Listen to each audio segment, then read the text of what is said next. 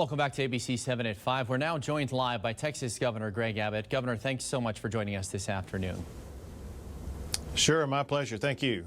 Governor, on Monday you said El Paso's hospital capacity is, quote, too close for comfort. You sent in your surge response teams. Testing is vastly expanded here now, including new drive-through options at CVS and several schools. But since Monday, El Paso's hospitalizations has increased 55%, those in ICU up 88%. You granted El Paso a one-week delay on phase 2 of reopening, which includes bars until next Friday.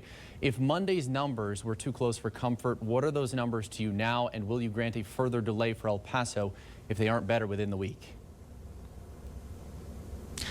Well, it was because of those concerns that we could see those additional people occupy those hospital beds and especially those ICU units. And that's exactly why I wanted to press pause for El Paso and hopefully allow them to be able to open up like the rest of the state come next Friday. We will, as you point out, continue to watch the numbers. We need to see what happens over the weekend and see what things look like early next week. I'll be visiting with the mayor and the county judge and find out how things look on the ground. The main thing, obviously, is the health and safety of the people in El Paso County. With first and foremost, what is the status of the availability of hospital beds and ICU units and things like that. So the good news is we have a robust ability to expand hospital capacity if needed. Our goal is hopefully, because of the surge team, we will see a downward trajectory in the number of people testing positive. You mentioned the mayor and the county judge. Mayor DeMarco called you 2 weeks ago about El Paso's numbers, and you responded immediately with the surge response team the next day. 2 days later, County Judge Ricardo Samaniego penned a letter signed by several local leaders publicly asking you to grant an exemption for El Paso, and ultimately you granted the delay. You have two El Paso leaders asking for slightly different things in very different ways. Which method is more effective for you? Well, so for both of them, after those two communications you talked about, I called and talked to the county judge, and then I also called back and talked to the mayor again as we continue to monitor the situation. And being able to have the conversations is so helpful because you get a much better feel for what's going on the ground as well as what is needed. And we're able to talk about what is the right approach and what is the right pathway for the people of El Paso. Just understand this, for all three of us, we have the same goal in mind.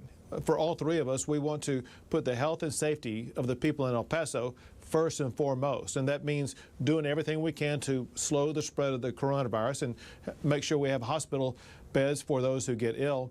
But at the same time, we also know there are business owners in El Paso who've been shut down and they have bills to pay and they have families to feed. And so we're all trying to work toward the same goal of opening the economy while maintaining a safe community for El Paso. You've issued a couple of executive orders just today and within the last couple of days pertaining to visitations at jails across the state, as well as testing at facilities, healthcare, the psychiatric facility, of course, here in El Paso having an outbreak.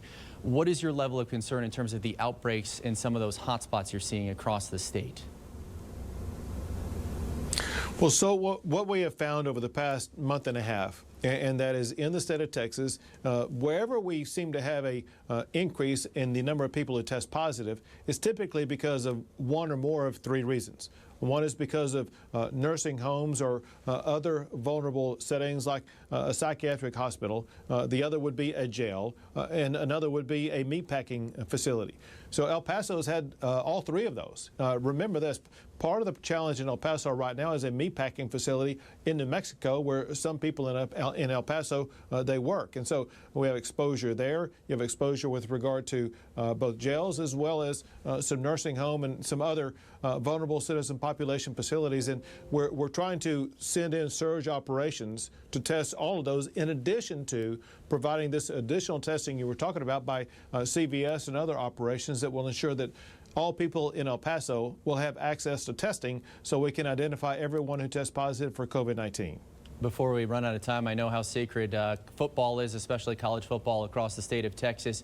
What will your role ultimately be over the next several months as you get closer to fall and the college football, high school football, and ultimately there's a lot of decisions that have to be made, whether it be at the NCAA level and at the university level. What ultimately are you looking for, and what do you envision the fall looking like when it comes to football?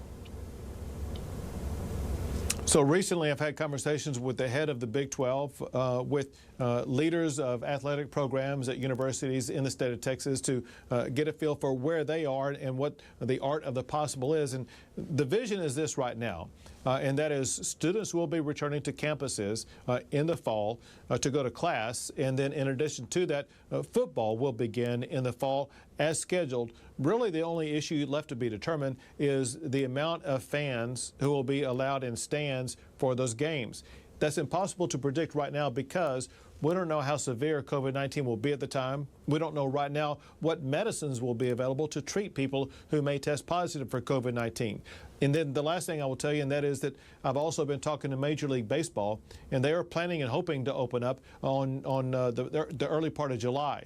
That will give us time to see how they are able to adjust to it, and that will filter into our decision-making process about how to open up college football. Gov Abbott, thank you so much for taking some time this afternoon to join us live here on ABC 7 at 5.